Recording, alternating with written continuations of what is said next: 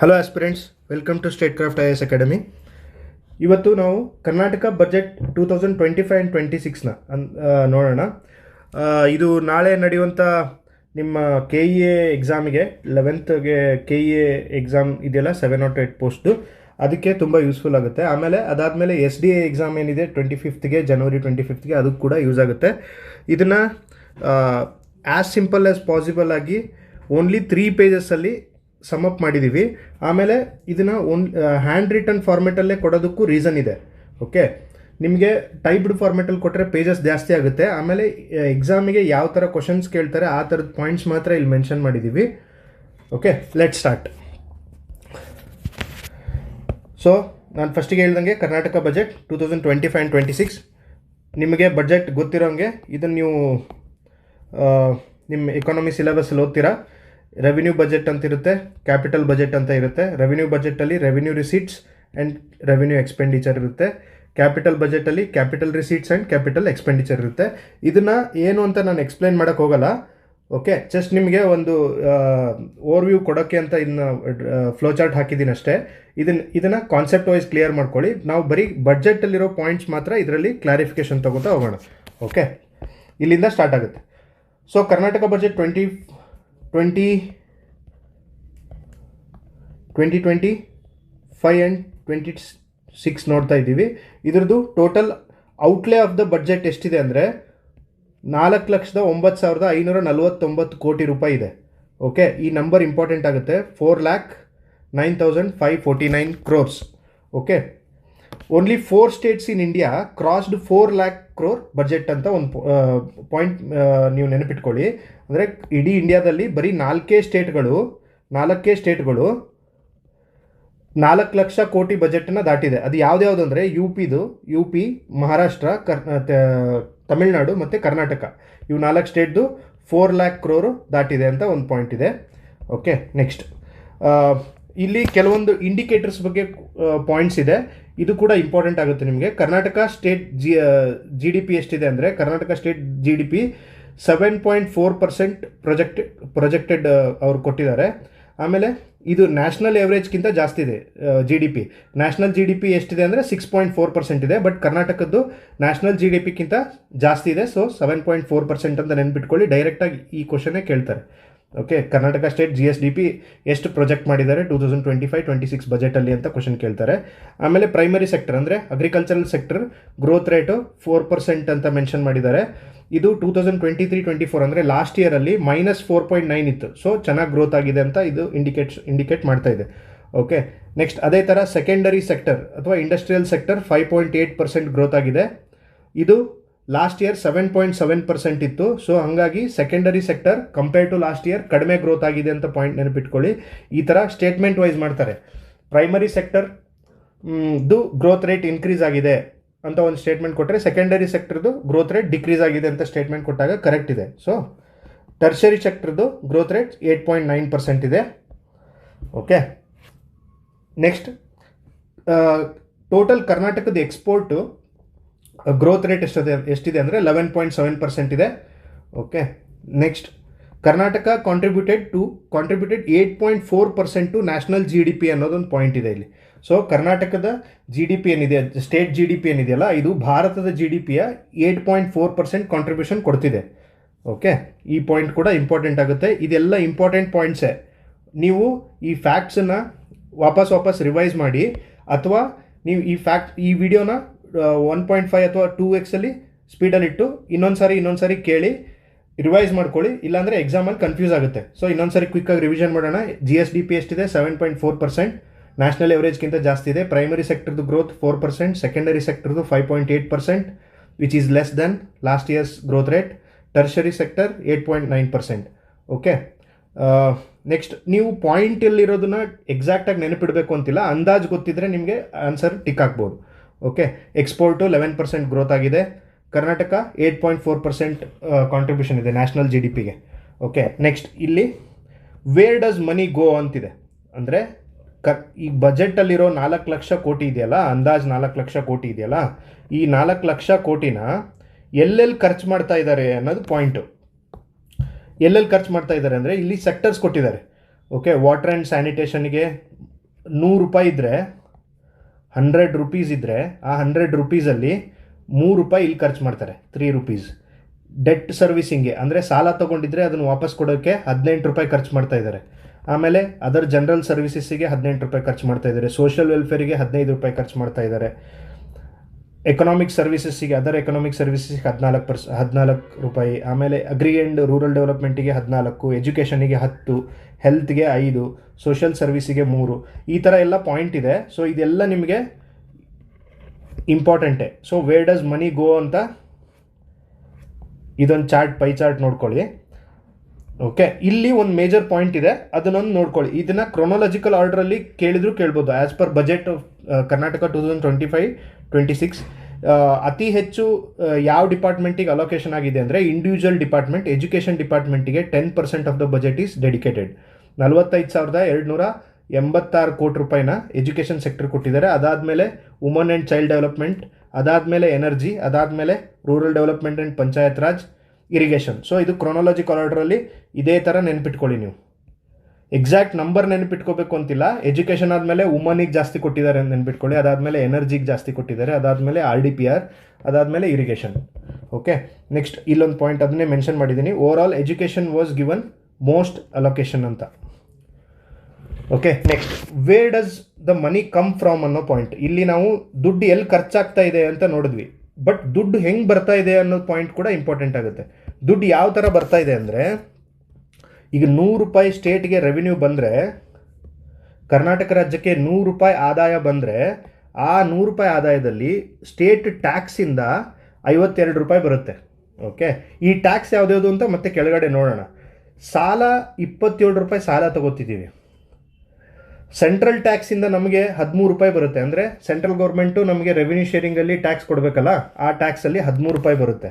Central ಗೌರ್ಮೆಂಟಿಂದ ಬರೋ ಗ್ರ್ಯಾಂಟ್ಸಿಂದ 4 ರೂಪಾಯಿ ಬರುತ್ತೆ. ಮತ್ತು ನಾನ್ ಟ್ಯಾಕ್ಸ್ ರೆವಿನ್ಯೂ ಅಂತಿರುತ್ತೆ. ಸೊ ರೆವಿನ್ಯೂಲಿ tax revenue and non tax revenue. ಅಂದರೆ ನಾನ್ ಟ್ಯಾಕ್ಸ್ ರೆವಿನ್ಯೂ ಅಂದರೆ ಏನು ಬರುತ್ತೆ, ಫೈನ್ಸು ಈ ಥರ ಏನಾರು ಇರುತ್ತಲ್ಲ ಎಕ್ಸ್ಟ್ರಾ ರೆವಿನ್ಯೂ, ಅದು ನಾನ್ ಟ್ಯಾಕ್ಸ್ ರೆವಿನ್ಯೂಲಿ ಕನ್ಸಿಡರ್ ಮಾಡ್ತಾರೆ. ಸೊ ಇದನ್ನ ನೆನ್ಪಿಟ್ಕೊಳ್ಳಿ.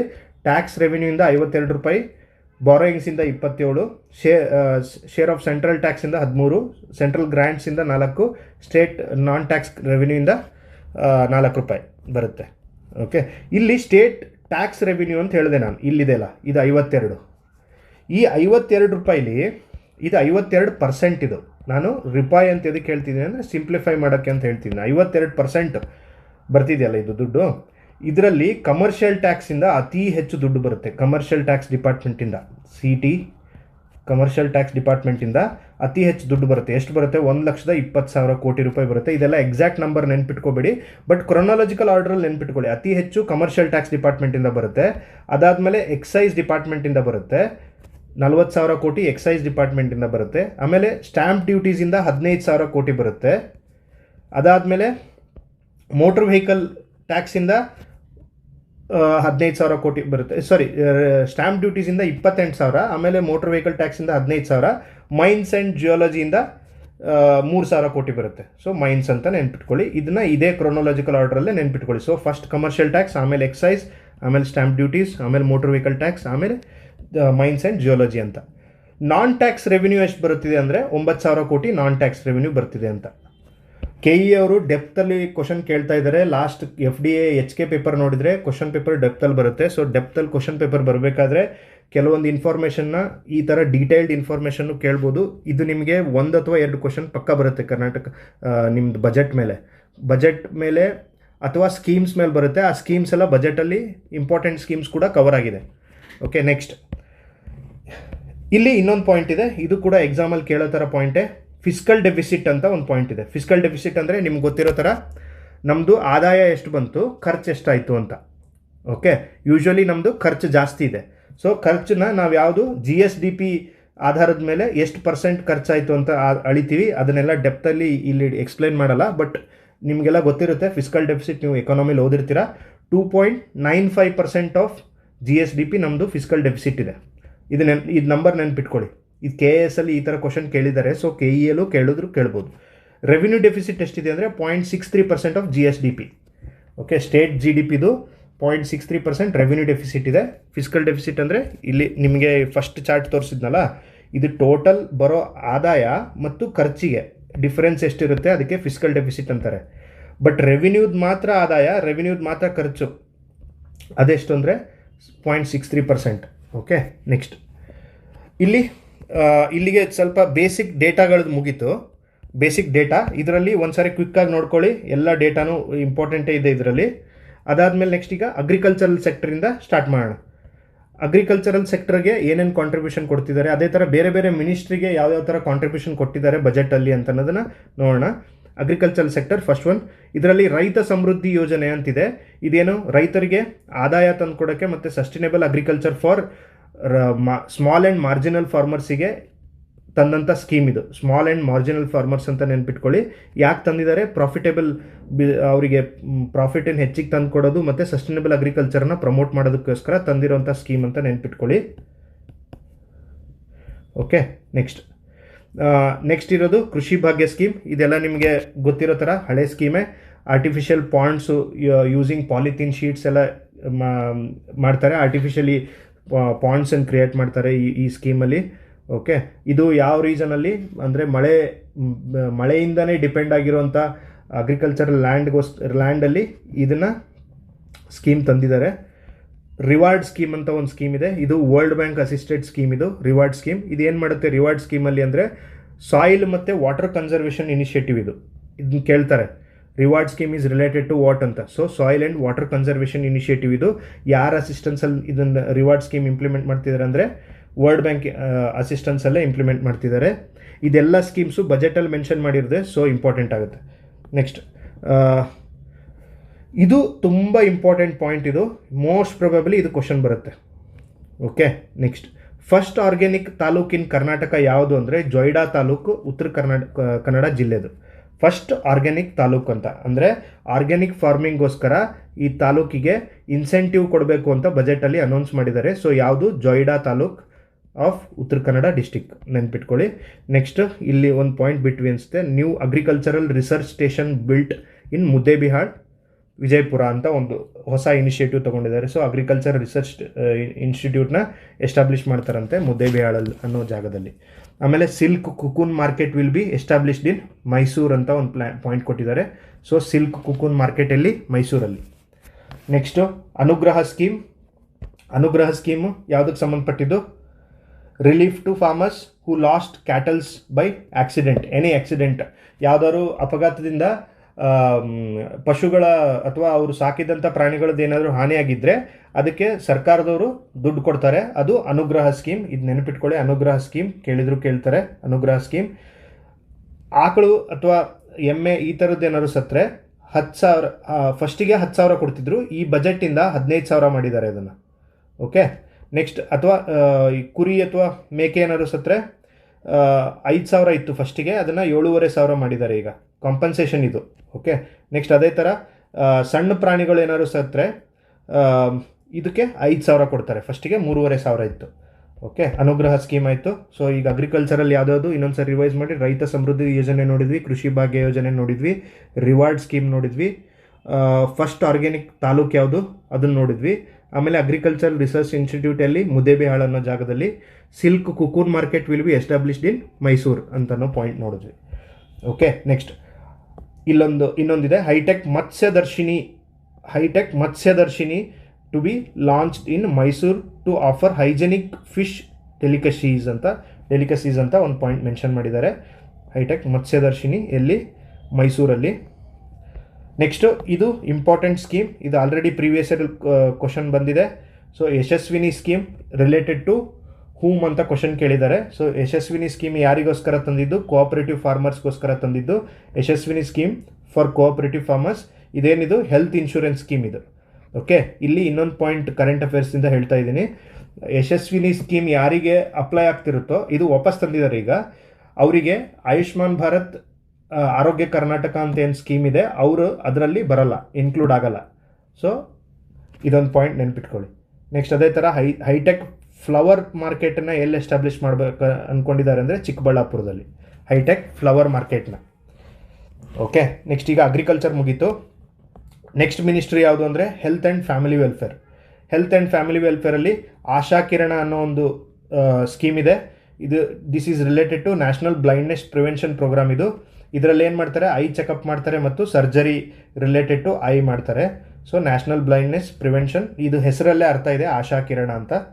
ಓಕೆ, ನೆಕ್ಸ್ಟ್ ಅದೇ ಥರ ಕರ್ನಾಟಕ ಬ್ರೈನ್ ಹೆಲ್ತ್ ಇನಿಷಿಯೇಟಿವ್ ಕಾಭಿ ಅನ್ನೋದನ್ನು ವಿತ್ ಯಾರ ಪಾರ್ಟ್ನರ್ಶಿಪ್ಪಲ್ಲಿ ಮಾಡ್ತಿದ್ದಾರೆ ಅಂದರೆ ನಿಮಾನ್ಸ್ ಅವ್ರ ಪಾರ್ಟ್ನರ್ಶಿಪ್ಪಲ್ಲಿ ಕರ್ನಾಟಕ ಗೌರ್ಮೆಂಟ್ ಅವ್ರು ಮಾಡ್ತಾ ಇದ್ದಾರೆ. ಬ್ರೈನ್ ಹೆಲ್ತ್ ರಿಲೇಟೆಡ್ ಇನಿಷಿಯೇಟಿವ್ಸ್ ತೊಗೋತಿದ್ದಾರೆ, mental health related. Okay, next ಇದೊಂದು ಇಂಪಾರ್ಟೆಂಟ್ ಸ್ಕೀಮ್, ಇದು ಗೃಹ ಆರೋಗ್ಯ ಯೋಜನೆ. ಇದೊಂದು ಇಂಪಾರ್ಟೆಂಟ್ ಸ್ಕೀಮ್. ಏನಿದು, ಇದನ್ನು ಪೈಲಟ್ ಬೇಸ್ ಮೇಲೆ ಸ್ಟಾರ್ಟಿಂಗಲ್ಲಿ ಈಗ ಕೋಲಾರದಲ್ಲಿ ಲಾಂಚ್ ಮಾಡಿದ್ದಾರೆ ಗೃಹ ಆರೋಗ್ಯ ಸ್ಕೀಮ್ನ. ಗೃಹ ಆರೋಗ್ಯ ಸ್ಕೀಮ್ ಏನು ಮಾಡುತ್ತೆ ಅಂದರೆ, ಇದರಲ್ಲಿ 6 ನಾನ್ ಕಮ್ಯುನಿಕೇಬಲ್ ಡಿಸೀಸಸ್ ಇದೆಯಲ್ಲ. ಸೊ ನಾನ್ ಕಮ್ಯುನಿಕೇಬಲ್ ಡಿಸೀಸಸ್ ಅಂದರೆ ಬಿ ಪಿ, ಶುಗರ್ ಅಲ್ಲ, ಡಯಾಬಿಟೀಸ್. ಸೊ ಈ ಥರ ಏನು ನಾನ್ ಕಮ್ಯುನಿಕೇಬಲ್ ಡಿಸೀಸಸ್ ಇದೆ ಅದನ್ನು ಸ್ಕ್ರೀನ್ ಮಾಡಬೇಕು, ಟೆಸ್ಟ್ ಮಾಡಬೇಕು, ಇದ್ರೆ ಡಯಾಗ್ನೈಸ್ ಮಾಡಬೇಕು ಅಂತ ಕಾರಣದಿಂದ ಈ ಗೃಹ ಆರೋಗ್ಯ ಯೋಜನೆನ ಕರ್ನಾಟಕ ಸರ್ಕಾರದವ್ರು ತಂದಿದ್ದಾರೆ. ನೆಕ್ಸ್ಟ್ ಅದೇ ಥರ ನೆಕ್ಸ್ಟ್ ಶ್ರವಣ ಸಂಜೀವಿನಿ ಅನ್ನೋ ಒಂದು ಹೊಸ ಸ್ಕೀಮನ್ನ ಲಾಂಚ್ ಮಾಡಿದ್ದಾರೆ. ಶ್ರವಣ ಸಂಜೀವಿನಿ ಸ್ಕೀಮ್ ಇದು ಹೆಸರಲ್ಲೇ ಅರ್ಥ ಇದೆ, ಶ್ರವಣ ಮೀನ್ಸ್ ಕಿವಿ. So for early detection and treatment of hearing loss in childrens ಅಂತ ಪಾಯಿಂಟ್ ಇದೆ. ಸೊ ಏನು ಹೇಳ್ತಿದ್ದಾರೆ, ಕಿವಿ ರಿಲೇಟೆಡ್ ಏನಾದ್ರು ಸಣ್ಣ ಮಕ್ಕಳಲ್ಲಿ ಸಮಸ್ಯೆ ಇದ್ದರೆ ಅದನ್ನು ಬೇಗ ಕಂಡುಹಿಡಿದು ಚಿಕಿತ್ಸೆ ಕೊಡುವಂಥ ಪ್ರೋಗ್ರಾಮ್ ಇದು. ಸೊ ಶ್ರವಣ ಸಂಜೀವಿನಿ ಪ್ರೋಗ್ರಾಮ್ ಇದು. Okay, next education department related ಕೆಲವೊಂದು ಹೊಸ ಯೋಜನೆಗಳನ್ನ ತಂದಿದ್ದಾರೆ ಬಜೆಟಲ್ಲಿ. KPS ಅಂತ ಒಂದು ಸ್ಕೂಲ್ಸನ್ನು ಎಸ್ಟಾಬ್ಲಿಷ್ ಮಾಡಿದ್ದಾರೆ. ಏನಿದು KPS ಅಂದರೆ ಕರ್ನಾಟಕ ಪಬ್ಲಿಕ್ ಸ್ಕೂಲ್ಸ್ ಅಂತ. Government will establish the schools. ಗೌರ್ಮೆಂಟೇ ಇದನ್ನು ಸ್ಕೂಲನ್ನು ಎಸ್ಟಾಬ್ಲಿಷ್ ಮಾಡುತ್ತೆ. ಇದನ್ನು ಈ ಪಾಯಿಂಟ್ ಇಂಪಾರ್ಟೆಂಟ್ ಆಗುತ್ತೆ ನಿಮಗೆ. ಕರ್ನಾಟಕ ಪಬ್ಲಿಕ್ ಸ್ಕೂಲನ್ನು ಎಸ್ಟಾಬ್ಲಿಷ್ ಮಾಡೋಕ್ಕೆ ಯಾವ ಇಂಟರ್ನ್ಯಾಷನಲ್ ಆರ್ಗನೈಸೇಷನ್ ಸಪೋರ್ಟ್ ಮಾಡ್ತಿದೆ ಅಂದರೆ ಏಷ್ಯನ್ ಡೆವಲಪ್ಮೆಂಟ್ ಬ್ಯಾಂಕ್ ಸಪೋರ್ಟ್ ಮಾಡ್ತಿದೆ. ADB ಅವರು ಇದಕ್ಕೆ ಫಿನಾನ್ಷಿಯಲ್ ಸಪೋರ್ಟ್ ಕೊಡ್ತಾ ಇದ್ದಾರೆ ಕರ್ನಾಟಕ ಪಬ್ಲಿಕ್ ಸ್ಕೂಲ್ನ ಎಸ್ಟಾಬ್ಲಿಷ್ ಮಾಡೋಕ್ಕೆ. To provide quality education from pre primary to PU level ಅಂತ ಒಂದು ಪಾಯಿಂಟ್ ಇದೆ. ಓಕೆ, ಪ್ರೀ ಪ್ರೈಮರಿ ಅಂದರೆ ನಿಮಗೆ ಪ್ರೈಮರಿ ಸ್ಕೂಲ್ಗಿಂತ ಮುಂಚೆ ನರ್ಸರಿಯಿಂದ ಹಿಡಿದು PU ಲೆವೆಲ್ವರೆಗೂ ಈ ಸ್ಕೂಲಲ್ಲಿ ಕ್ವಾಲಿಟಿ ಎಜುಕೇಷನ್ ಕೊಡಬೇಕು ಅಂತ ಕರ್ನಾಟಕ ಗೌರ್ಮೆಂಟ್ ಅವರು ಕರ್ನಾಟಕ ಪಬ್ಲಿಕ್ ಸ್ಕೂಲ್ಸ್ ಅಂತ ತೆಗೆದಿದ್ದಾರೆ. ಇದನ್ನು with the assistance of Asian development bank ಇದನ್ನು ಓಪನ್ ಮಾಡಿದ್ದಾರೆ. Next nutrition. ಸ್ಕೂಲಲ್ಲಿ ನಿಮಗೆಲ್ಲ ಗೊತ್ತಿರೋ ಥರ ಎಗ್ಸ್ ಮತ್ತು ಎಗ್ ತಿಂದೇ ಇರೋರಿಗೆ ಬನಾನಾ ಪ್ರೊವೈಡ್ ಮಾಡ್ತಿದ್ದಾರೆ. ಇದು ಫಸ್ಟಿಗೆ ವಾರದಲ್ಲಿ 2 ದಿನ ಮಾತ್ರ ಇತ್ತು, ಈಗ 6 ದಿನ ಪ್ರೊವೈಡ್ ಮಾಡೋಕ್ಕೆ, ವಾರಕ್ಕೆ 6 ದಿನ ಪ್ರೊವೈಡ್ ಮಾಡೋಕ್ಕೆ ಇದನ್ನು ಈ ಬಜೆಟಲ್ಲಿ ಎಕ್ಸ್ಟೆಂಡ್ ಮಾಡಿದ್ದಾರೆ. ಈ ಎಗ್ಸ್ ಮತ್ತು ಬನಾನಾ ಪ್ರೊವೈಡ್ ಮಾಡೋ ಸ್ಕೀಮಲ್ಲಿ ಯಾರು ಸಪೋರ್ಟ್ ತೊಗೋತಿದ್ದಾರೆ ಅಂದರೆ ಅಜೀಂ ಪ್ರೇಮ್ಜಿ ಫೌಂಡೇಶನ್ ಅವರು ಸಪೋರ್ಟ್ ಮಾಡ್ತಾ ಇದ್ದಾರೆ ಕರ್ನಾಟಕ ಗೌರ್ಮೆಂಟ್ ಅವರಿಗೆ. ಈ ಥರ ಕ್ವಶನ್ಸ್ ಕೇಳ್ತಾರೆ.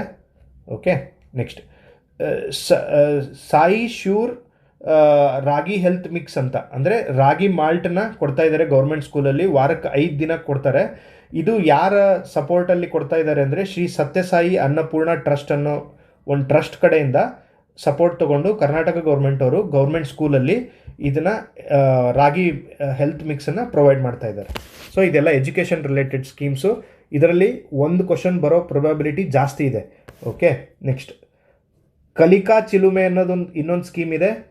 ಇದೇನು ಕಲಿಕಾ ಚಿಲುಮೆ ಅಂದರೆ make class room learning joyful ಅಂತ. ಅಂದರೆ ಕ್ಲಾಸಲ್ಲಿ ಎಂಜಾಯ್ ಮಾಡ್ತಾ ಹುಡುಗರು ಪಾಠ ಕಲಿಬೇಕು ಅನ್ನೋ ಕಾರಣದಿಂದ ಹೊಸ ಸ್ಕೀಮ್ಸನ್ನು ಫಾರ್ಮ್ ಮಾಡೋಕ್ಕೆ ಕಲಿಕಾ ಚಿಲುಮೆ ಅನ್ನೋ ಒಂದು ಹೊಸ ಪ್ರೋಗ್ರಾಮನ್ನು ಕರ್ನಾಟಕ ಗೌರ್ಮೆಂಟ್ ಅವ್ರು ತೊಗೊಂಬಂದಿದ್ದಾರೆ.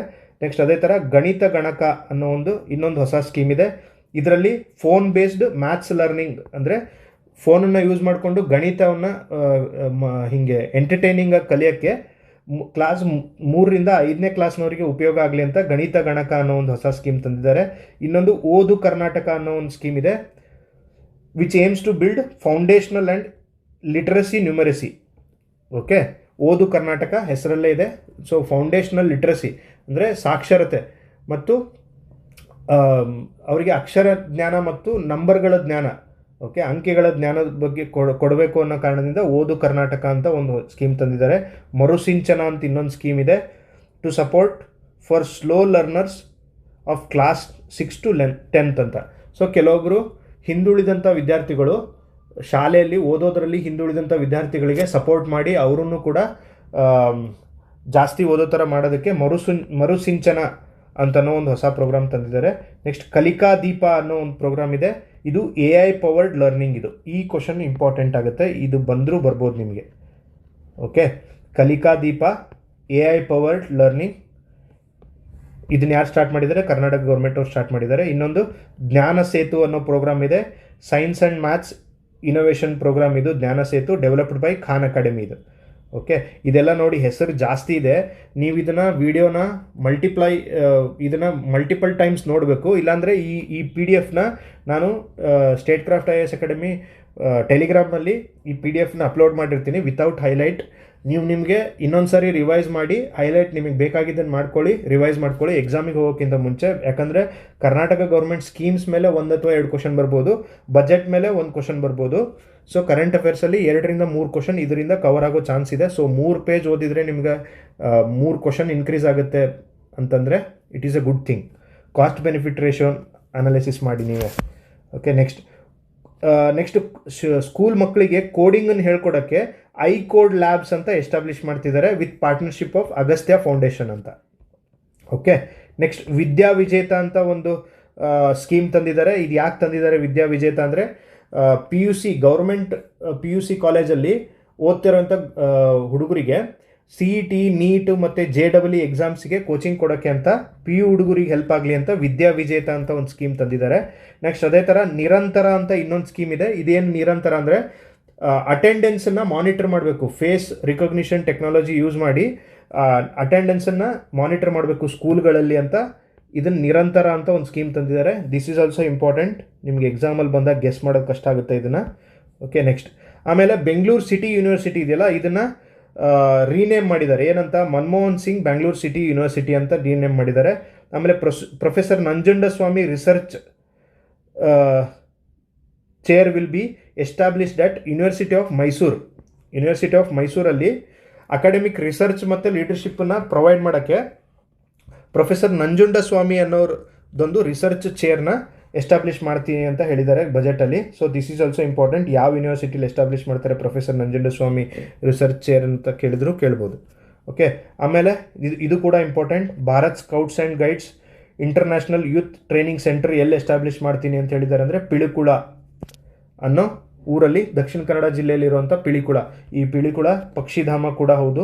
ಪಿಳಿಕುಳ ಪಕ್ಷಿಧಾಮದ ಬಗ್ಗೆ ನೀವು ಕರ್ನಾಟಕ ಎನ್ವಿರಾನ್ಮೆಂಟ್ ಓದಬೇಕಾದ್ರೆ ಓದಿರ್ತೀರ, ಪಿಳಿಕುಳ ಪಕ್ಷಿಧಾಮ. Okay, Bharat scouts and guides international youth training centre ಎಲ್ಲಿದೆ? ಪಿಳಿಕುಳ, ದಕ್ಷಿಣ ಕನ್ನಡದಲ್ಲಿ. ಓಕೆ, ಇಷ್ಟು ಎಜುಕೇಷನ್ ರಿಲೇಟೆಡ್ ಇದ್ದಂಥ ಸ್ಕೀಮ್ಗಳಿದು. ನೆಕ್ಸ್ಟ್ ಅದಾದಮೇಲೆ ವುಮನ್ ವೆಲ್ಫೇರ್ ರಿಲೇಟೆಡ್ ಕೆಲವೊಂದು ಸ್ಕೀಮ್ಗಳು ನೋಡೋಣ. ನಿಮಗೆಲ್ಲ ಗೊತ್ತಿರೋ ಥರ 5 ಗ್ಯಾರಂಟಿ ಸ್ಕೀಮಲ್ಲಿ ಒಂದು ಗ್ಯಾರಂಟಿ ಸ್ಕೀಮ್ ಯಾವುದು? ಗೃಹಲಕ್ಷ್ಮಿ ಸ್ಕೀಮ್. ಇದರಲ್ಲಿ 2,000 ರೂಪಾಯಿ ಮಂತ್ಲಿ ಮಹಿಳೆಯರಿಗೆ ಕೊಡ್ತಾರೆ. Okay, next SHG empowerment. SHG ಅಂದರೆ ಸೆಲ್ಫ್ ಹೆಲ್ಪ್ ಗ್ರೂಪ್ ಎಂಪವರ್ಮೆಂಟ್ ಮಾಡೋಕ್ಕೆ ಅಕ್ಕ ಕೋಆಪರೇಟಿವ್ ಸೊಸೈಟೀಸ್ ಅಂತ ಹೊಸ ಸ್ಕೀಮ್ ತೊಗೊಂಬಂದಿದ್ದಾರೆ. ಅಕ್ಕ ಕೋಆಪರೇಟಿವ್ ಸೊಸೈಟಿ ಅಂತ ತೊಗೊಂಬಂದಿದ್ದಾರೆ. ಇದೇನು ಮಾಡುತ್ತೆ? ಇನ್ಸ್ಟಿಟ್ಯೂಷನಲ್ ಸಪೋರ್ಟ್ ಕೊಡುತ್ತೆ ಹೆಣ್ಮಕ್ಳಿಗೆ. ಓಕೆ, SHG ಒಂದು ಗ್ರೂಪ್ ಮಾಡಿಕೊಂಡು ಅವ್ರೇನಾದ್ರು ಲೋನ್ ಬೇಕಿದ್ದರೆ ತೊಗೋಬೋದು ಬ್ಯಾಂಕ್ಸ್ಗಳಿಂದ. ಆಮೇಲೆ ಏನಾದ್ರು ಸೆಲ್ಫ್ ಬಿಸ್ನೆಸ್ ಏನಾದ್ರು ಸ್ಟಾರ್ಟ್ ಮಾಡ್ಕೋಬೋದು. ಈ ಥರದನ್ನು ಪ್ರೊವೈಡ್ ಮಾಡೋಕ್ಕೆ ಈ ಅಕ್ಕ ಕೋಆಪರೇಟಿವ್ ಸೊಸೈಟಿ ಅಂತ ಎಸ್ಟಾಬ್ಲಿಷ್ ಮಾಡಿದ್ದಾರೆ ಗೌರ್ಮೆಂಟ್ ಅವರು. ನೆಕ್ಸ್ಟ್ ಅದಾದಮೇಲೆ SC ST related scheduled caste and scheduled ಟ್ರೈಬ್ಗೆ ವೆಲ್ಫೇರ್ ರಿಲೇಟೆಡ್ ಏನೇನು ಸ್ಕೀಮ್ ತೊಗೊಂಬಂದಿದ್ದಾರೆ ಅಂದರೆ ಲ್ಯಾಂಪ್ಸ್ ಅಂತ ಒಂದು ಪ್ರೋಗ್ರಾಮ್ ಇದೆ. ಲಾರ್ಜ್ ಏರಿಯಾ ಮಲ್ಟಿಪರ್ಪಸ್ ಸೊಸೈಟಿ ಅಂತ ಕರೀತಾರೆ. ಇದು ಫುಲ್ ಫಾರ್ಮ್ ನೆನ್ಪಿಟ್ಕೊಳ್ಳಿ, large area multipurpose society to receive 5 lakh working capital subsidy for minor forest produce ಅಂತ ಹೇಳಿದ್ದಾರೆ. ಅಂದರೆ ST ಜನಾಂಗದವರಿಗೆ, ST scheduled ಟ್ರೈಬ್ಸಿಗೆ minor forest produce ಅಂತ ಪ್ರೊಡ್ಯೂಸ್ ಮಾಡ್ತಾರಲ್ಲ, ಅದನ್ನು ಮಾರ್ಕೆಟಿಂಗ್ ಮಾಡೋದಕ್ಕೆ, ಅದನ್ನು ಯೂಸ್ ಮಾಡೋದಕ್ಕೆ, ಅಥವಾ ಮೈನರ್ ಫಾರೆಸ್ಟ್ ಪ್ರೊಡ್ಯೂಸ್ನ ವ್ಯಾಲ್ಯೂ ಎಡಿಷನ್ ಮಾಡೋದಕ್ಕೆ ಈ ಲ್ಯಾಂಪ್ಸ್ ಸ್ಕೀಮಲ್ಲಿ 5 ಲಕ್ಷ ಅವರಿಗೆ ವರ್ಕಿಂಗ್ ಕ್ಯಾಪಿಟಲ್ ಸಬ್ಸಿಡಿ ಪ್ರೊವೈಡ್ ಮಾಡ್ತಿದ್ದಾರೆ. ಓಕೆ, ನೆಕ್ಸ್ಟ್ ಅದೇ ಥರ tribal museum will be established in Mysuru. Tribal research institute ಕೂಡ ಮೈಸೂರಲ್ಲೇ ಇದೆ. ಈ ಥರದ ಪಾಯಿಂಟ್ ಕೇಳ್ತಾರೆ. Tribal museum, tribal research institute ಎಲ್ಲಿದೆ? ಮೈಸೂರಲ್ಲಿದೆ. ನೆಕ್ಸ್ಟ್ ಅದಾದಮೇಲೆ ಬುದ್ಧಿಸ್ಟ್ ಸ್ಟಡೀಸ್ ಅಕಾಡೆಮಿನ ಬೆಂಗಳೂರಲ್ಲಿ ಎಸ್ಟಾಬ್ಲಿಷ್ ಮಾಡಬೇಕು ಅಂತ ಹೇಳಿದ್ದಾರೆ. ಬುದ್ಧಿಸ್ಟ್ ಸ್ಟಡಿ ಅಕಾಡೆಮಿನ ಎಲ್ಲಿ? ಬೆಂಗಳೂರಲ್ಲಿ ಎಸ್ಟಾಬ್ಲಿಷ್ ಮಾಡಬೇಕು ಅಂತ ಹೇಳಿದ್ದಾರೆ. ಬಜೆಟಲ್ಲಿ. ನೆಕ್ಸ್ಟ್ ಅದೇ ಥರ ನೆಕ್ಸ್ಟ್ ಡಿಪಾರ್ಟ್ಮೆಂಟ್ ಯಾವುದು, food and civil supply department. ಇದು ಫುಡ್ ಆ್ಯಂಡ್ ಸಿವಿಲ್ ಸಪ್ಲೈ ಡಿಪಾರ್ಟ್ಮೆಂಟಲ್ಲಿ ಅನ್ನ ಸುವಿಧಾ ಸ್ಕೀಮ್ ಅಂತ ಒಂದು ಸ್ಕೀಮ್ ಇದೆ. ಇದೆಲ್ಲ ನಿಮಗೆ ಜಾಸ್ತಿ ಸ್ಕೀಮ್ ಅನ್ನಿಸ್ತಿದೆ, ಬಟ್ ನೀವು ಮಲ್ಟಿಪಲ್ ಟೈಮ್ ರಿವಿಷನ್ ಮಾಡಲೇಬೇಕು. Anna Suvidha scheme related to delivery of food grains to households where all members are 75 years age ಅಂತ ಪಾಯಿಂಟ್ ಇದೆ. ಸೊ ಈ 75 ಇಯರ್ಸ್ಗೆ ಕಾನ್ಸಂಟ್ರೇಟ್ ಮಾಡಿ, ಯಾಕಂದರೆ ಇದು ಫಸ್ಟಿಗೆ 80 ವರ್ಷ ಇತ್ತು, ಈಗ 75 ವರ್ಷ ಮಾಡಿದ್ದಾರೆ. ಲಾಸ್ಟ್ ಇಯರ್ ಇದು ಸ್ಕೀಮ್ ಲಾಂಚ್ ಮಾಡಿದರು. ಇದೇನು ನಿಮಗೆ PDS ರೇಷನ್ ಬರುತ್ತಲ್ಲ, ಅದನ್ನೆಲ್ಲ ಮನೆಗೆ ತಂದು ಕೊಡೋವಂಥ 75 ವರ್ಷದ ಮೇಲಿರೋರಿದ್ದರೆ, ಒಂದು ಮನೆಯಲ್ಲಿ ಎಲ್ಲರೂ 75 ವರ್ಷದ ಮೇಲಿರೋರಿದ್ದರೆ ಅವರಿಗೆ ಈ ರೇಷನ್ಗಳು ಬರೋಂಥ ಅಕ್ಕಿ ಮತ್ತು ಬೇರೆ ಎಲ್ಲ ಐಟಮ್ಸನ್ನು ಮನೆಗೆ ತಂದು ಕೊಡೋವಂಥ ಸ್ಕೀಮ್ ಇದು. ಇದ್ರ ಸ್ಕೀಮ್ ಹೆಸರೇನು, ಅನ್ನ ಸುವಿಧಾ ಸ್ಕೀಮ್ ಅಂತ.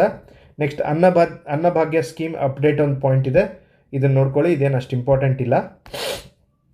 ನೆಕ್ಸ್ಟ್ ಅದೇ ಥರ ಉಳಿದಿದ್ದು ಎಲ್ಲ ಮಿನಿಸ್ಟ್ರೀಸ್ದು ಒಂದೊಂದೇ ಪಾಯಿಂಟ್ ಇತ್ತು. ಸೊ ನಾನು ಏನು ಮಾಡಿದ್ದೀನಿ ಅಂದರೆ ಎಲ್ಲನೂ ಇಂಪಾರ್ಟೆಂಟ್ ಪಾಯಿಂಟ್ಸನ್ನು ಒಂದೇ ಕಡೆ ನಂಬರ್ ವೈಸ್ ಮಾಡ್ತಾ ಹೋಗ್ಬಿಟ್ಟಿದ್ದೀನಿ. ನೆಕ್ಸ್ಟ್ ಇಲ್ಲಿ ಪ್ರಗತಿಪಥ್, ಇದು KS ಲಾಸ್ಟ್ ಎಕ್ಸಾಮ್ ಆಯ್ತಲ್ಲ, ಆ ಎಕ್ಸಾಮಲ್ಲಿ ಪ್ರಗತಿಪಥ್ ಮತ್ತು ಕಲ್ಯಾಣಪಥ ಇದೆ ಎಕ್ಸಾಮಲ್ಲಿ ಕ್ವಶನ್ ಕೇಳಿದರು. ಪ್ರಗತಿಪಥ್ ಏನಿದು, ರೂರಲ್ ರೋಡ್ಸ್ ಕನ್ಸ್ಟ್ರಕ್ಟ್ ಮಾಡೋದು, 5200 ಕೋಟಿ ಯೂಸ್ ಮಾಡಿ ಬಜೆಟಲ್ಲಿ ಲಾಸ್ಟ್ ಇಯರೇ ಕೊಟ್ಟಿದ್ದಾರೆ ಇದಕ್ಕೆ. ನೆಕ್ಸ್ಟ್ ಕಲ್ಯಾಣಪಥ ಏನು, ಇದು ಕೂಡ ರೋಡ್ ಕನ್ಸ್ಟ್ರಕ್ಷನ್ ಇನ್ ಕಲ್ಯಾಣ ಕರ್ನಾಟಕ ರೀಜನ್. ಕಲ್ಯಾಣ ಕರ್ನಾಟಕದಲ್ಲಿ 32 ಅಸೆಂಬ್ಲೀಸ್ ಇದೆ, legislative assemblies. So Kalyana Karnataka ರೀಜನ್ನಲ್ಲಿ ರಸ್ತೆ ಕಾಮಗಾರಿ ಮಾಡೋಕ್ಕೆ ಕಲ್ಯಾಣ ಪಥ ಸ್ಕೀಮ್ ತಂದಿದ್ದಾರೆ. ಟೋಟಲ್ ರೂರಲ್ ರೋಡನ್ನು ಡೆವಲಪ್ ಮಾಡೋದಕ್ಕೆ ಪ್ರಗತಿಪಥ್ ಸ್ಕೀಮನ್ನು ತಂದಿದ್ದಾರೆ. ನೆಕ್ಸ್ಟ್ ಅದೇ ಥರ ಚಿಗುರು ಅನ್ನೋ ಒಂದು ಪ್ರೋಗ್ರಾಮ್ ರಿಲೇಟೆಡ್ ಟು ಏನಿದು, conducted at Gram Panchayat level awareness centres topics like. ಇದೇನೆಂದರೆ ಚಿಗುರು ಪ್ರೋಗ್ರಾಮಲ್ಲಿ ಗ್ರಾಮ ಪಂಚಾಯತ್ ಲೆವೆಲಲ್ಲಿ ಇದನ್ನು ಪ್ರೋಗ್ರಾಮ್ ಕಂಡಕ್ಟ್ ಮಾಡ್ತಾರೆ. ಫಸ್ಟ್ ಪಾಯಿಂಟ್ ಇದು, ಗ್ರಾಮ ಪಂಚಾಯತ್ ಲೆವೆಲ್ ರಿಲೇಟೆಡ್ ಇದು. ಇಲ್ಲಿ ಏನು ಮಾಡ್ತಾರೆ ಅಂದರೆ topics like science, arts, literature ಅಥವಾ ಕರಿಯರ್ ಗೈಡೆನ್ಸ್ ಬೇಕು ಅಂದರೆ ಈ ಚಿಗುರು ಪ್ರೋಗ್ರಾಮಲ್ಲಿ ಎಲ್ರಿಗೂ ಇದನ್ನು ಪ್ರೊವೈಡ್ ಮಾಡ್ತಾರೆ. ಗ್ರಾಮ ಪಂಚಾಯತಿ ಲೆವೆಲಲ್ಲಿ ವುಮನ್, ಬ್ಯಾಕ್ವರ್ಡ್, ಎನಿವನ್ ಯಾರಿಗಾದ್ರು ನೀಡಿದರೆ ಈ ಚಿಗುರು ಪ್ರೋಗ್ರಾಮ್ ಅಂದರೆ ಅವರಿಗೆ ಕರಿಯರ್ ಗೈಡೆನ್ಸ್ ಕೊಡೋದಾಗಲಿ ಅಥವಾ ಯಾವುದಾದ್ರು ಸಬ್ಜೆಕ್ಟ್ ಬಗ್ಗೆ ನಾಲೆಜ್ ಕೊಡೋದಾಗಲಿ ಪ್ರೊವೈಡ್ ಮಾಡ್ತಿದ್ದಾರೆ. ಓಕೆ. ನೆಕ್ಸ್ಟ್ ಗ್ರಾಮ ಪಂಚಾಯತ್ ಅಡಾಪ್ಷನ್ ಸ್ಕೀಮ್ ಅಂತ ಒಂದು ತಂದಿದ್ದಾರೆ. ಈ ಅಡಾಪ್ಷನ್ ಸ್ಕೀಮಲ್ಲಿ ಸೀನಿಯರ್ ಆಫೀಸರ್ಸ್ ಏನಿರ್ತಾರೆ ಅವರು ಒಂದೊಂದು ಯಾವ್ದಾದ್ರು ಗ್ರಾಮ ಪಂಚಾಯತನ್ನು ಅಡಾಪ್ಟ್ ಮಾಡಿಕೊಂಡು ಅದನ್ನು ಡೆವಲಪ್ ಮಾಡೋ ಜವಾಬ್ದಾರಿ ಅವ್ರಿಗಿರುತ್ತೆ. ಓಕೆ. ನೆಕ್ಸ್ಟ್ ಅದೇ ಥರ ಹಸಿರು ಪಥ್ ಅಂತ ಒಂದು ಸ್ಕೀಮ್ ಬಂದಿದೆ. ಹಸಿರು ಪಥ್ ಏನಿದು, ಗ್ರೀನ್ ಪಥ್ ಅಂತ ಕೂಡ ಕರಿತೀವಿ. ಹಸಿರು ಪಥ್ ಅಂದರೆ ಗ್ರೀನ್ ಕಾರಿಡಾರನ್ನು ಎಸ್ಟಾಬ್ಲಿಷ್ ಮಾಡಬೇಕು, ಹಸಿರು ಮಾರ್ಗಗಳನ್ನು ಎಸ್ಟಾಬ್ಲಿಷ್ ಮಾಡಬೇಕು. ಹೆಂಗೆ ಅಂದರೆ 5000 ಕಿಲೋಮೀಟರ್ ಸ್ಟೇಟ್ ಮತ್ತು ಡಿಸ್ಟಿಕ್ ರೋಡ್ಸ್ ಇರುತ್ತಲ್ಲ, ಈ ರೋಡ್ಗಳ ಆಸ್ಪಾಸಲ್ಲಿ ಗಿಡ ಮರಗಳನ್ನ ಬೆಳೆಸೋದಕ್ಕೆ ಈ ಹಸಿರು ಪಥ ಅನ್ನೋ ಒಂದು ಸ್ಕೀಮನ್ನು ತಂದಿದ್ದಾರೆ. ನೆಕ್ಸ್ಟ್ ಅದೇ ಥರ ಕೃಷಿ ಪಥ ಅನ್ನೋ ಒಂದು ಸ್ಕೀಮ್ ಇದೆ. ಇದು ಎಲ್ಲ ಕನ್ಫ್ಯೂಸ್ ಆಗುತ್ತೆ ನಿಮಗೆ, ಸೊ ಇದೆಲ್ಲ ಇಂಪಾರ್ಟೆಂಟ್ ಆಗುತ್ತೆ. ಹಸಿರು ಪಥ ಇದೇನು ಮಾಡುತ್ತೆ, 5000 ಕಿಲೋಮೀಟರ್ ಸ್ಟೇಟ್ ಮತ್ತು ಡಿಸ್ಟಿಕ್ ರೋಡ್ಸ್ಗೆ ಪಕ್ಕದಲ್ಲಿ ನೀವು ಗಿಡ ನೆಡಬೇಕು ಅಂತ. ಅದೇ ಥರ ಕೃಷಿ ಪಥ ಏನು ಅಂದರೆ, ಈಗ ಫಾರ್ಮ್ ಲ್ಯಾಂಡ್ಸಿಗೆ ಅಂದರೆ ಹೊಲಗಳಿಗೆ ಹೋಗಬೇಕಾದ್ರೆ ರೋಡ್ಗಳಿರುತ್ತಲ್ಲ, ಆ ರೋಡನ್ನು ಇಂಪ್ರೂವ್ಮೆಂಟ್ ಮಾಡೋಕ್ಕೆ ಈ ಕೃಷಿ ಪಥ ಸ್ಕೀಮ್ ತಂದಿದ್ದಾರೆ. ಹೊಲಗಳಿಗೆ ಹೋಗೋ ರೋಡ್ ಇರುತ್ತಲ್ಲ, ಆ ರೋಡ್ಗಳನ್ನು ಅಪ್ಡೇಟ್ ಇದನ್ನು ಮಾಡಿ, ರೋಡ್ ಚೆನ್ನಾಗಿ ಮಾಡಿ ಫಾರ್ಮ್ ಲ್ಯಾಂಡ್ ಕನೆಕ್ಟಿವಿಟಿನ ಇನ್ಕ್ರೀಸ್ ಮಾಡೋಕ್ಕೋಸ್ಕರ ಕೃಷಿ ಪಥ ಅನ್ನೋ ಸ್ಕೀಮ್ ತಂದಿದ್ದಾರೆ. ನೆಕ್ಸ್ಟ್ ಕೃಷಿ ಕವಚ ಅಂತ ಇನ್ನೊಂದು ಸ್ಕೀಮ್ ಇದೆ. ಇದೇನು ಕೃಷಿ ಕವಚ ಅಂದರೆ ಗ್ರೌಂಡ್ ವಾಟರ್ನ ರಿಚಾರ್ಜ್ ಮಾಡೋದಕ್ಕೆ ಮತ್ತು ಸಾಯಿಲ್ ಕನ್ಸರ್ವೇಷನ್ ಮಾಡೋದಕ್ಕೆ ಫಾರ್ಮ್ ಲ್ಯಾಂಡಲ್ಲಿ, ಕೃಷಿ ಹೊಲದಲ್ಲಿ ground water recharge and soil conservation ಮಾಡೋದಕ್ಕೆ ಕೃಷಿ ಕವಚ ಅಂತ ಒಂದು ಹೊಸ ಸ್ಕೀಮ್ ತಂದಿದ್ದಾರೆ. Next Karnataka regional imbalance redressal committee ಅಂತ, ರೀಜನಲ್ ಇಂಬ್ಯಾಲೆನ್ಸನ್ನು ಹೋಗ್ಸೋಕ್ಕೆ ಒಂದು ಕಮಿಟಿ ಮಾಡಿದ್ದಾರೆ. ಅದನ್ನು ಸ್ಟಡಿ ಮಾಡಿ ಅದರದ್ದು ರೆಕಮೆಂಡೇಶನ್ ಕೊಡೋಕ್ಕೆ ಯಾರು ಕಮಿಟಿ ಅಂದರೆ ಪ್ರೊಫೆಸರ್ ಗೋವಿಂದ ರಾವ್ ಕಮಿಟಿ ಅಂತ. ಇದು ಇಂಪಾರ್ಟೆಂಟ್, ನೆನಪಿಟ್ಕೊಳ್ಳಿ. ಓಕೆ. ನೆಕ್ಸ್ಟ್ ಅದೇ ಥರ ಹಿಂದೆ ಒಂದು ಯಾವುದೋ ಕಮಿಟಿ ಇತ್ತು ಸೇಮ್ ರೀಜನಲ್ ಇಂಬ್ಯಾಲೆನ್ಸ್ಗೋಸ್ಕರ. ಆ ಕಮಿಟಿ ನಿಮ್ಗೆ ಗೊತ್ತಿದ್ರೆ ಕಮೆಂಟ್ ಸೆಕ್ಷನಲ್ಲಿ ಕಮೆಂಟ್ ಮಾಡಿ. ಅಪ್ಡೇಷನ್ ಆಫ್ ಇದು ಸಿಟಿ ಮುನ್ಸಿಪಾಲಿಟೀಸ್ ಇದ್ದಿದ್ದು. ನೆಕ್ಸ್ಟು ಅಪ್ಡೇಟ್ ಅವನ್ನ ಮುಂದೆ ಮತ್ತೆ ನೆಕ್ಸ್ಟ್ ಅಡ್ಮಿನಿಸ್ಟ್ರೇಟಿವ್ ಯೂನಿಟ್ ಆಗಿ ಕನ್ವರ್ಟ್ ಮಾಡಬೇಕು ಅಂತ ಯಾವ್ಯಾವ ಊರನ್ನು ಸೆಲೆಕ್ಟ್ ಮಾಡಿದ್ದಾರೆ ಅಂದರೆ ರಾಯಚೂರು, ಬೀದರ್ ಮತ್ತು ಹಾಸನ್ ಮುನ್ಸಿಪಲ್ ಕಾರ್ಪೊರೇಷನ್ ಆಗಿ ಕನ್ವರ್ಟ್ ಮಾಡಬೇಕು ಅಂಥೇಳಿ ಇವನ್ನ ಸೆಲೆಕ್ಟ್ ಮಾಡಿದ್ದಾರೆ. ಓಕೆ. ಮಹಾನಗರ ಪಾಲಿಕೆಯಾಗಿ ರಾಯಚೂರು, ಬೀದರ್ ಮತ್ತು ಹಾಸನ, ಈ ಮೂರು ಇಂಪಾರ್ಟೆಂಟ್ ಆಗುತ್ತೆ. This is also very very important. Okay. Next Karnataka ranks first in the country with respect to export. Karnataka total $88 billion ಎಕ್ಸ್ಪೋರ್ಟನ್ನು ಮಾಡಿದೆ ಈ ವರ್ಷ. ನಾನು ಆಗಲೇ ಹೇಳ್ದಂಗೆ 11.17% ಗ್ರೋತ್ ಆಗಿದೆ ಕರ್ನಾಟಕ ಎಕ್ಸ್ಪೋರ್ಟ್ದು ಅಂತ. ನೆಕ್ಸ್ಟ್ ನ್ಯೂ ಇಂಡಸ್ಟ್ರಿಯಲ್ ಪಾಲಿಸಿ 2025ರಿಂದ 30ರವರೆಗೂ ಇದೆ. ಈ ಇಸ್ವಿ ನೋಡ್ಕೊಳ್ಳಿ ಅಷ್ಟೇ. ಇದರಲ್ಲಿ ಏನಂದರೆ 7.5 ಲಕ್ಷ ಕೋಟಿ ಇನ್ವೆಸ್ಟ್ಮೆಂಟನ್ನು ತೊಗೊಂಬರ್ಬೇಕು ಅನ್ನೋ ಟಾರ್ಗೆಟ್ ಇದೆ ಗೌರ್ಮೆಂಟ್ ಆಫ್ ಕರ್ನಾಟಕಕ್ಕೆ. Next net zero sustainable industrial park ಎಲ್ಲ ಎಸ್ಟಾಬ್ಲಿಷ್ ಮಾಡಬೇಕು ಅಂತ ಮಾಡಿದ್ದಾರೆ. ಇದೆಲ್ಲ ಬಜೆಟಲ್ಲಿದೆ, so this is important. Net zero sustainable industrial park ಎಲ್ಲ ಎಸ್ಟಾಬ್ಲಿಷ್ ಮಾಡಬೇಕು ಅಂದಿದ್ದಾರೆ. ಅಂದರೆ ಶಿವರಪಟ್ಟಣ ಕೋಲಾರ ಜಿಲ್ಲೆ ಶಿವರಪಟ್ಟಣ ಅನ್ನೋ ಊರಲ್ಲಿ ನೆಟ್ ಝೀರೋ ಸಸ್ಟೈನೇಬಲ್ ಇಂಡಸ್ಟ್ರಿಯಲ್ ಪಾರ್ಕನ್ನು ಎಸ್ಟಾಬ್ಲಿಷ್ ಮಾಡಬೇಕು ಅಂತ ಮೆನ್ಷನ್ ಮಾಡಿದ್ದಾರೆ. ನೆಕ್ಸ್ಟ್ ಜಾಪನೀಸ್ ಇಂಡಸ್ಟ್ರಿಯಲ್ ಪಾರ್ಕ್ ಎಲ್ಲಿ ಅಂದರೆ ತುಮಕೂರು ಇಂಡಸ್ಟ್ರಿಯಲ್ ನೋಡಲ್ಲಿ. ಇದು part of Chennai Bengaluru industrial corridor ಆಗಿ ಈ ಜಾಪನೀಸ್ ಇಂಡಸ್ಟ್ರಿಯಲ್ ಪಾರ್ಕನ್ನು ಎಸ್ಟಾಬ್ಲಿಷ್ ಮಾಡಬೇಕು ಅಂತ ಬಜೆಟಲ್ಲಿ ಮೆನ್ಷನ್ ಮಾಡಿದ್ದಾರೆ. ಓಕೆ, ನೆಕ್ಸ್ಟ್ ಇಲ್ಲೊಂದು ನೋವೆಲ್ ಇದೆ, ಸ್ವತಂತ್ರ ಯೋಧರ ಓಟ ಅಂತ. ಇದನ್ನು ಬರೆದವ್ರು ಯಾರು ಅಂದರೆ ಬೋಳುವಾರು ಮೊಹಮ್ಮದ್ ಅನ್ನೋರು. ಸ್ವತಂತ್ರ ಯೋಧರ ಓಟ ಅಂತ ಬೋಳುವಾರು ಮೊಹಮ್ಮದ್ ಅನ್ನೋರು. ಇದನ್ನು ಡ್ರಾಮಾ ಆಗಿ ಕನ್ವರ್ಟ್ ಮಾಡಬೇಕು ಅಂತ ಬಜೆಟಲ್ಲಿ ಮೆನ್ಷನ್ ಮಾಡಿದ್ದಾರೆ. ಸೊ ಈ ನೋವೆಲ್ ಕೊಟ್ಟು ಅದನ್ನು ಬರೆದವ್ರು ಯಾರು ಅಂತ ನಿಮ್ಗೆ ಕ್ವಶನ್ ಕೇಳಿದ್ರು ಕೇಳ್ಬೋದು. ಸೊ ಹಂಗಾಗಿ ಇದು ಕೂಡ ಇಂಪಾರ್ಟೆಂಟ್ ಆಗುತ್ತೆ. NS ಹರ್ಡೇಕರ್ ಗೊತ್ತಿದ್ದಾರಲ್ಲ, ಹಿಂದೂಸ್ತಾನಿ ಸೇವಾದಳ ಎಸ್ಟಾಬ್ಲಿಷ್ ಮಾಡಿದವರು. NS ಹರ್ಡೇಕರ್ ಅವ್ರ ಮೆಮೋರಿಯಲ್ನ ಆರೋಗ್ಯಧಾಮ ಅನ್ನೋ ಒಂದು ಘಟಪ್ರಭಾದಲ್ಲಿ ಆರೋಗ್ಯಧಾಮ ಅಂತಿದೆ, ಅಲ್ಲಿ ಅವ್ರ ಮೆಮೋರಿಯಲ್ನ ಎಸ್ಟಾಬ್ಲಿಷ್ ಮಾಡಬೇಕು ಅಂತ ಬಜೆಟಲ್ಲಿ ಹೇಳಿದ್ದಾರೆ. ಆಮೇಲೆ ಇಲ್ಲೊಂದು ಪಾವತಿ ಅಂತನೋ ಗವರ್ನೆನ್ಸ್ ಇನಿಷಿಯೇಟಿವ್ ಇದೆ. ಇದು ಇಂಪಾರ್ಟೆಂಟ್ ಆಗುತ್ತೆ, ಯಾಕಂದರೆ ಗವರ್ನೆನ್ಸ್ ಇನ್ ಕರ್ನಾಟಕ ಅಂತ ಗ್ರೂಪ್ ಸಿ ಅಲ್ಲಿ ಸಿಲೆಬಸಲ್ಲಿ ಕೂಡ ಮೆನ್ಷನ್ ಮಾಡಿದ್ದಾರೆ. So to simplify ownership transfer by automatically linking land records marked as Pauti during Aadhaar integration with the names of legal heirs ಅಂತ ಹೇಳಿದ್ದಾರೆ. ಸೊ ಇದು ನಿಮ್ಗೆ ಅರ್ಥ ಆಯ್ತು ಅನ್ಕೋತೀನಿ. ಆಧಾರ್ ಇಂಟಿಗ್ರೇಷನ್ ಮಾಡಬೇಕಾದ್ರೇ ಈ ಪಾವತಿ ಜನ್ರೇಟ್ ಆಗಿಬಿಡುತ್ತೆ, ಇದು ಆಸ್ತಿ ಯಾರಿಗೆ ಸೇರಿದ್ದು ಅಂತ ಹೇಳಿ. ಓಕೆ, ನೀವು ಟ್ರಾನ್ಸ್ಫರ್ ಮಾಡಬೇಕಾದ್ರೆ ಏನಾಗುತ್ತೆ, ಒಬ್ಬರಿಂದ ಇನ್ನೊಬ್ರಿಗೆ ಟ್ರಾನ್ಸ್ಫರ್ ಆಗಬೇಕಾದ್ರೆ ಪಾವತಿ ಜನ್ರೇಟ್ ಆಗಿಬಿಡುತ್ತೆ. ಓಕೆ, ನೆಕ್ಸ್ಟ್ ಜಮಾಬಂದಿ ಅಂತ ಇನ್ನೊಂದು ಸ್ಕೀಮ್ ಇದೆ, ಗವರ್ನೆನ್ಸ್ ಇನಿಷಿಯೇಟಿವ್ ಇದೆ. To digitise and systemise land records at village and taluk level ಅಂತ ಜಮಾಬಂದಿ ಅಂತ. ಇದು ಕೂಡ ಇಂಪಾರ್ಟೆಂಟ್. ಇದನ್ನು ಮ್ಯಾಚ್ ದ ಫಾಲೋಯಿಂಗಲ್ಲಿ ಕೊಟ್ಬಿಡ್ತಾರೆ. ಓಕೆ, ಕಾವೇರಿ 2.0 ಸ್ಟ್ಯಾಂಪಿಂಗ್ ಸಿಸ್ಟಮ್ ಅಂತ. ಸ್ಟ್ಯಾಂಪಿಂಗ್ ಸಿಸ್ಟಮ್ ಅಂದರೆ ensuring simple and direct payment of stamp duty without middle man ಅಂತ. ಮಧ್ಯವರ್ತಿಗಳ ಸಹಾಯ ಇಲ್ಲದೆ ಆನ್ಲೈನ್ ಥ್ರೂನೇ ನೀವು ಸ್ಟ್ಯಾಂಪ್ ಡ್ಯೂಟಿನ ಪೇ ಮಾಡ್ಬೋದು. ಇದು ಎಲ್ಲಿ ಅಂದರೆ ಕಾವೇರಿ 2.0 ವೆಬ್ಸೈಟಲ್ಲಿ ಸ್ಟ್ಯಾಂಪಿಂಗ್ ಸಿಸ್ಟಮ್ ಅಂತಿದೆ ಅದರಲ್ಲಿ. ನೆಕ್ಸ್ಟ್ ಇದು ಇಂಪಾರ್ಟೆಂಟ್, ಭೂ ವರಾಹ ಸ್ಕೀಮ್. ಇದು ರಿಲೇಟೆಡ್ ಟು ಏನು ಅಂತ ಕೇಳ್ತಾರೆ. To clear encroachments and document the fixed asset of temples in state. Muzrai ಇಲಾಖೆಯಲ್ಲಿರುವಂಥ ಟೆಂಪಲ್ಸ್ ಲ್ಯಾಂಡ್ನ ಯಾರು ಇಲ್ಲಿಗಲ್ ಆಗಿ ಎನ್ಕ್ರೋಚ್ ಮಾಡಿದರೆ ಅಥವಾ ಅದರದ್ದು ಡಾಕ್ಯುಮೆಂಟೇಷನ್ ಕರೆಕ್ಟ್ ಆಗಿಲ್ಲ ಅಂದರೆ ಅದನ್ನು ಕಂಪ್ಲೇಂಟ್ ಮಾಡೋಕ್ಕೆ ಮತ್ತು ಅದನ್ನು ಮೇಂಟೈನ್ ಮಾಡೋಕ್ಕೆ ಅಂತ ಭೂ ವರಾಹ ಸ್ಕೀಮ್ ಅಂತ ತಂದಿದ್ದಾರೆ. ಸೊ ನೀವು ವರಾಹ ಅಂತ ನೆನ್ಪಿಟ್ಕೊಳ್ಳಿ, ವಿಷ್ಣುನ ಅವತಾರ ವರಾಹ ಅಂತ. ಸೊ ಟೆಂಪಲ್ಸ್ ರಿಲೇಟೆಡ್ ಅಂತ ನೆನಪಾಗುತ್ತೆ.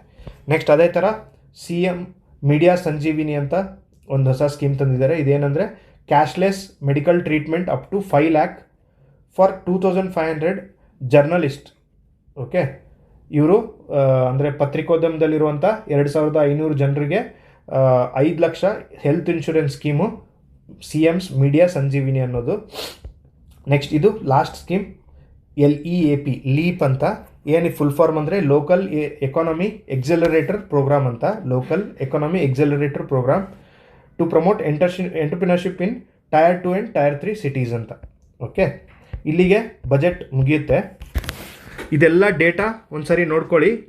ಈ PDF ಏನಿದೆ ಇದನ್ನು ಸ್ಟೇಟ್ ಕ್ರಾಫ್ಟ್ IAS ಅಕಾಡೆಮಿ ಟೆಲಿಗ್ರಾಮಲ್ಲಿ ಹಾಕಿರ್ತೀನಿ without highlight as a PDF mention ಮಾಡಿರ್ತೀನಿ. ಅದನ್ನು ನೋಡಿ, ಆಮೇಲೆ ಅದನ್ನು ನೋಡ್ತಾನೆ ನೀವು ಇನ್ನೊಂದು ಸರಿ ಇದನ್ನು ಫಾಸ್ಟಾಗಿ ವಿಡಿಯೋ ನೋಡಿ ಹೈಲೈಟ್ ಮಾಡ್ಕೊಳ್ಳಿ. ಈ PDF ಇಂದ ಮೇ ಬಿ 1 or 2 ಕ್ವಶನ್ಸ್ ಅಂತೂ ಪಕ್ಕ ಬರುತ್ತೆ, ಅದಕ್ಕಿಂತ ಜಾಸ್ತಿ ಬಂದರೂ ಡೌಟ್ ಇಲ್ಲ. ಓಕೆ, ಈ ವಿಡಿಯೋ ಇಷ್ಟ ಆದರೆ ಪ್ಲೀಸ್ ಸಬ್ಸ್ಕ್ರೈಬ್ ಮಾಡಿ, ಮತ್ತೇನಾದ್ರು ಸಜೆಷನ್ಸ್ ಇದ್ದರೆ ಕಮೆಂಟ್ ಮಾಡಿ. Thank you.